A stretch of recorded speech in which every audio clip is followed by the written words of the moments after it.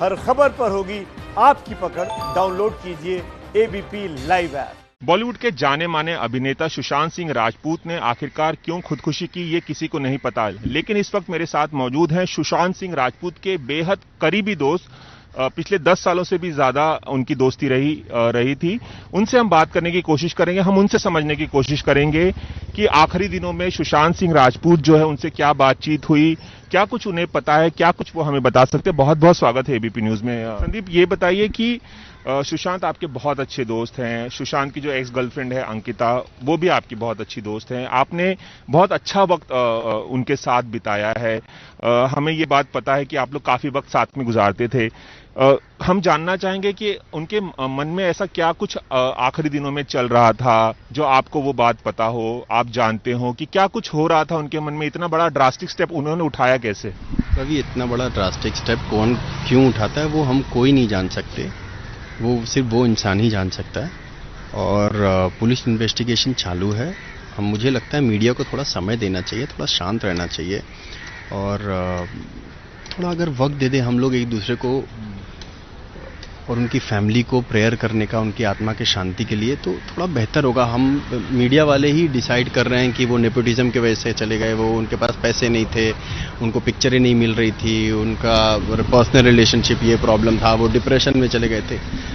ना हमने बात किया है, ना फैमिली वालों ने बात किया है, ना पुलिस वाले कोई बात कर रहे हैं। तो हम ये चीज़ों को क्यों हवा में उड़ा रहे हैं और हम बिना इंतज़ार भी नहीं कर पा रहे हैं हम कि क्या है। एक बार थोड़ा सांस लेने दे, पुलिस वाले अपना काम कर लें, फिर हमको सही बात पता चलेगी। और बिना किसी की सोच के हम किसी के खिलाफ खड़े हो जा रहे हैं। लोग बोल रहे हैं कि लोग बहुत गुस्से में हैं। लोग गुस्से में नहीं, लोग बहुत इमोशनल हैं। तो उस चीज़ को हमको समझना पड़ेगा कि लोगों के इमोशंस का हम गलत उपयोग नहीं कर सकते। मीडिया को स्टोरी चाहिए, पर वो स्टोरी को हमको हवा नहीं बनाना चाहिए। आज जो भी हो रहा है वो मीडिया की वजह से हो रहा है। इफ़ यू गो टू सी, इतना ज़्यादा हम शमशान भूमि में हैं तो हमसे पूछा जा रहा है अंदर क्या चल रहा है। मतलब ये सब हमारे लिए मेरे लिए ही एक नया नज़रिया हो गया है, क्योंकि after seeing everything and after going through what we all have gone through except including you all, पर ऐसा थोड़ा सा हमको समय देना चाहिए। आई थिंक लोगों को समझ में आएगा क्या है क्या नहीं है। और लोगों पर उंगलियां उठाने से कुछ नहीं होगा, क्योंकि सुशांत एक बहुत बड़े स्टार थे और बहुत अच्छे एक्टर थे। आज एकता कपूर ने उनको सबसे पहला ब्रेक दिया था और फिर करण ने भी अपने फिल्मों में लिया, साजिद ने भी, नडियाडवाला ने भी अपनी फिल्म में लिया, नीतीश ने दंगल के बाद उनके साथ फिल्म की, नीरज पांडे ने किया, यशराज ने उनके साथ 2 बड़ी फिल्में की है। तो हर चीज़ का मुद्दा बनाना, सोचना, समझना, उनके साथ गलत हुआ नहीं हुआ, ये चीज़ों को थोड़ा सा टाइम देना चाहिए तो पता चलेगा क्या सही हुआ क्या गलत हुआ।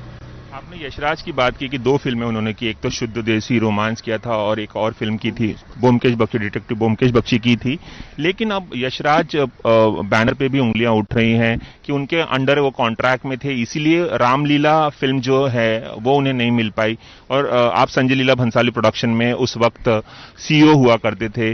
क्या कुछ हुआ उस दौरान? उन्हें वो फिल्म नहीं मिल पाई? हम डिटेल में नहीं जाते हैं, पहले बात तो। और रही बात, जिनको सुशांत जानता था वो सब लोगों से पूछताछ हो रही। तो ऐसा नहीं कि यशराज पर ही उंगली उठाया जा रहा है। उंगली तो मैंने देखा है कि मैं शमशान भूमि में और मैं कूपर हॉस्पिटल पे था तो मेरे पर भी उंगली उठा दिया कई लोगों ने। तो उंगली उठाना ही तो सबसे आसान काम है, लेकिन आकर खड़े होकर समझना सबसे मुश्किल काम है। तो मेरे हिसाब से मैं वही बोल रहा हूं कि मैं खुद जब अंतिम संस्कार के बाहर आया और मैं नहाया भी नहीं हूं, बारिश हो रही है, लोगों ने फ़ोन करके मुझ पर ही उंगली उठाना शुरू कर दिया था। कई लोगों ने कहा कि मुझे तो इनवाइट नहीं किया आपने अंतिम संस्कार में। So that was very shocking. वो हमारे ही दोस्त, हमारे साथ खाना पीना खाने वाले लोग ऐसा बोलने लगे कि हमको बुलाया नहीं, इनवाइट नहीं किया। लेकिन मैं एक स्पेसिफिक क्वेश्चन यही पूछना चाह रहा था कि अब यशराज बैनर के लोगों को भी इन्वेस्टिगेशन के लिए बुलाया गया है। बेफिक्रे फिल्म भी उनके हाथ से निकल गई थी, रामलीला भी निकल गई थी, पानी फिल्म जो प्रोड्यूस कर रहे थे यशराज वो भी बंद हो गई थी, जिसके लिए 1 साल प्रिपेयर किया था सुशांत ने। वो सारी चीजें यशराज की वजह से रामलीला चली गई थी, कौन कह रहा है आपसे? इस तरह की खबरें मैं आपसे जानना चाह रहा हूं। आप उनके फ्रेंड है इसलिए शायद आपको पता होगा, और आप संजय लीला भंसाली प्रोडक्शन में भी थे। तो ये गलत है। बाकी आप लोग बेहतर जानते होंगे इन सारे चीज़ों को, क्योंकि आप लोग के पास सारे सवाल हैं। मैं वो तमाम सवाल इसलिए पूछ रहा हूँ क्योंकि सारे सवाल मन में है लोगों के। हर एक फिल्म हिंदुस्तान में कई एक्टरों को अप्रोच किया जाता है, क्योंकि यहाँ पे स्क्रिप्ट 100 है और एक्टर 10। तो सुशांत को भी कई फिल्में ऑफर की गई और वो 7 फिल्में जो बोल रहे हैं लोग कि 7 फिल्में उनसे छीन ली गई, पर 30-40 फिल्में सुशांत ने भी छोड़ी है फिल्में। अच्छा, तो कई फिल्में सुशांत भी तो छोड़ देते थे ना, उनको भी हक है ना चॉइस रखने का कि कौन सी फिल्म करनी है कौन सी नहीं। तो मेरे हिसाब से यशराज ने अपनी 2 बड़ी फिल्में उनको दी है और इज्जत दी है, प्यार दिया है, लेकिन अभी इन्वेस्टिगेशन में क्या निकलता है वो पुलिस वाले जान पाएंगे। कौन सी फिल्म छूट गई, कौन सी चली गई, वो तो वक्त ही बताएगा। अभी थोड़े दिन रुकना चाहिए हमको। संदीप, मैं ये भी जानना चाहूंगा आपसे कि तमाम तरह की कॉन्स्पिरेसी थियोरी की भी बात हो रही है कि बॉलीवुड में नेपोटिज्म है, फेवरेटिज्म बहुत होता है। हालांकि सुशांत आउटसाइडर थे, तो उस तरह से उन्हें एलीट क्लब में बॉलीवुड ने उन्हें उस तरह से अपनाया नहीं जिस तरह से जो नेपोटिस्टिक लोग होते हैं या जो इंडस्ट्री के लोग होते हैं उन्हें अपनाया जाता है, उस तरह से उन्हें अपनाया नहीं गया था। उसका भी प्रेशर उन पे था और शायद एक वजह डिप्रेशन की ये भी हो सकती है। आप क्या इंसाइट देना चाहेंगे इस पे? मैं इंसाइट देने वाला कोई नहीं हूँ। मैं ये कहूँगा कि तो आपको लगता है जो हाई क्लास लोग हैं इंडस्ट्री के, जैसे यशराज हाई क्लास नहीं है, धर्मा नहीं है।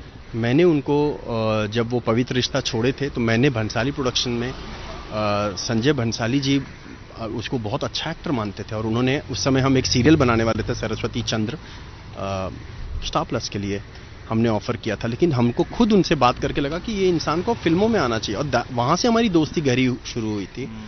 और हर इंसान ने उनको अच्छी फिल्मों में लेने की कोशिश तो की है।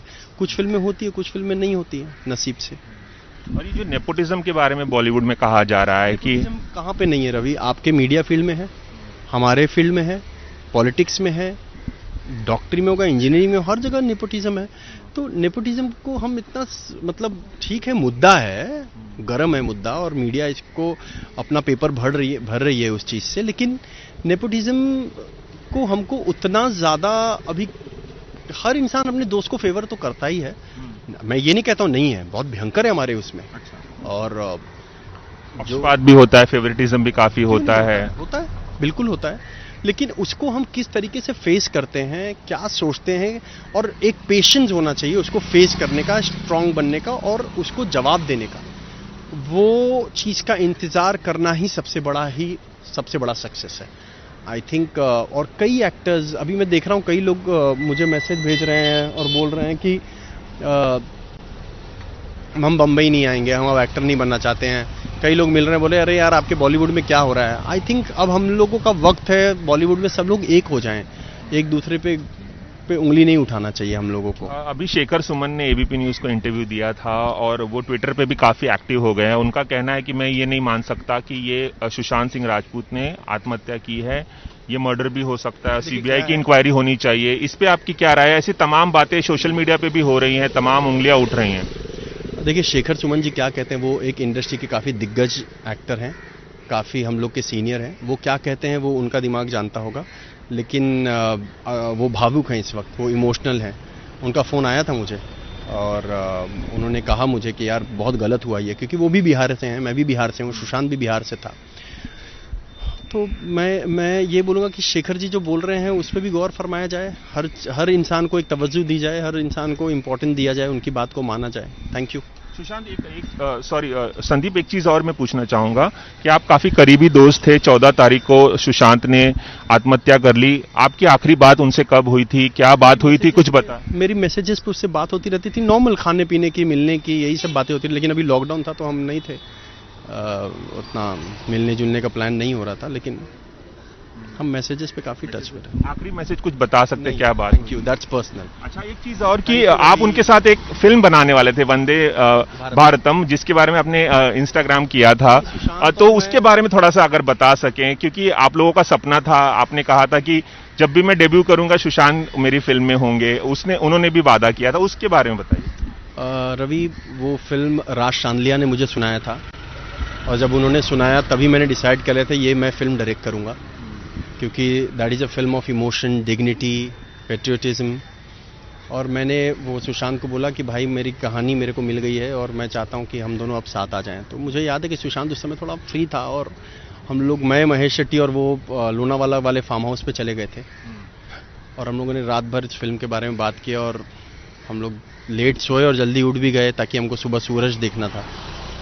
और हमने डिसाइड किया वो फिल्म और उसके बाद राज ने लिखना शुरू कर दिया वो फिल्म और हमने फिर धीरे धीरे उस पर काम करना शुरू किया, क्योंकि वो फिल्म का बजट थोड़ा ज़्यादा है तो हमने सोचा था कि थोड़ा सा वक्त लेते हैं और फिर आते हैं। और मुझे कोई जल्दबाजी नहीं थी और है भी डायरेक्शन की, जो मिल रहा है उससे खुश रहना चाहिए। तो बस क्योंकि वो लड़का ऐसा था कि उसने, मुकेश ने उसको लॉन्च किया, उसने मुकेश को लॉन्च कर दिया। दिनेश विजन ने उससे दोस्ती निभाई, उसने दिनेश विजन को हाँ बोल दिया और उसका वादा ये मेरे को 2011 में किया था उसने और मैंने उस पर वादा तो भाई मेरे को लगता है ये वन ऑफ द प्रॉमिस है जो सुशांत ने तोड़ दिया। आपने कुछ सोचा है कि सुशांत अगर नहीं है उस फिल्म में आगे आप बनाएंगे तो कौन हो? कुछ नहीं सोचा, इतना जल्दी सोचने के लिए वक्त नहीं मिला है। एक चीज और, आपने बहुत इमोशनल पोस्ट आपने लिखा था जो मैंने भी पढ़ा था अंकिता के बारे में, कि अंकिता, सुशांत और आप तीनों बहुत गहरे दोस्त थे और आपने उस बात पे इंसिस्ट किया था कि काश अगर अंकिता उनकी लाइफ में होती तो ऐसा सब नहीं होता और उनकी शादी उन्हीं के साथ होनी चाहिए थी, वो भी आपने लिखा था। देखिए, अंकिता एक ऐसी इंसान है, अंकिता मुझे ऐसा लगता है कभी कभी मैं और सुशांत भी कभी कभी अनबन हो जाता था हमारे बीच तो अंकिता ही सॉल्व करके देती थी। अंकिता ही घर पे बुला लेती थी, मुझे खाना बना लेती थी। अंकिता ने जो उसके लिए किया है वो मैंने देखा है। अंकिता जो उसकी इज्जत करती थी वो मैंने देखा है।